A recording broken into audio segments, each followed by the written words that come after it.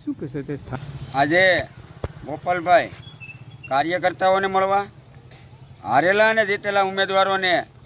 ખૂબ ખૂબ અભિનંદન આપવા માટે આવ્યા હતા અને લોકોનો જે બગસરા તાલુકાના મતદારોનો અને લોકોનો આભાર માનવા અને એને શુભેચ્છા આપવા માટે આવ્યા હતા કે બગસરા તાલુકાએ ખૂબ સરસ વિશ્વાસ મેળવ્યો છે આમ આદમીની તાલુકા પંચાયત બનાવી છે અને અમારા વનરાજભાઈ જેવા જિલ્લા પંચાયતના ઉમેદવારને પણ ખૂબ જંગી લીડથી જીતાડ્યા છે એ બદલ ગોપાલભાઈ તમામને અભિનંદન અને આભાર માનવા માટે આવ્યા હતા. ભાજપે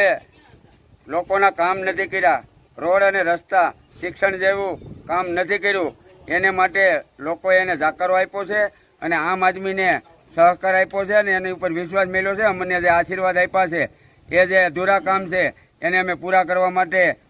તમામ રાત દિવસ જોયા વગર કામ કરશું અને લોકોનો અડધી રાતનો હોકારો બનવા માટેનો અમારો દરેક કાર્યકર્તા અને ઉમેદવાર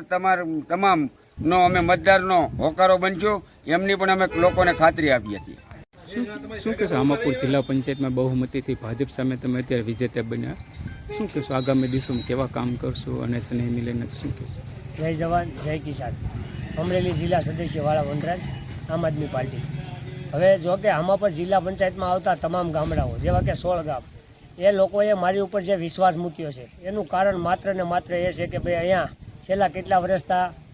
તાલુકા પંચાયત, જિલ્લા પંચાયત અથવા તો સરપંચથી લઈ ગાંધીનગર પાર્લામેન્ટ સુધી ભાજપનું શાસન હોય, પરંતુ લોકો, નાના મજૂરો, ખેડૂત વર્ગ, ખેડૂત તમામ લોકો થાક્યા હતા. કારણ કે ટાઈમે ખાતર ના મળે અથવા તો કોઈ જગ્યાએ તમે જુઓ તો કોઈ સારા વ્યવસ્થા નહીં, સુવિધા નહીં, રોડ રસ્તાની તકલીફો પડે અથવા તો જો કોઈ કામ થયું હોય તો કામ પૂરું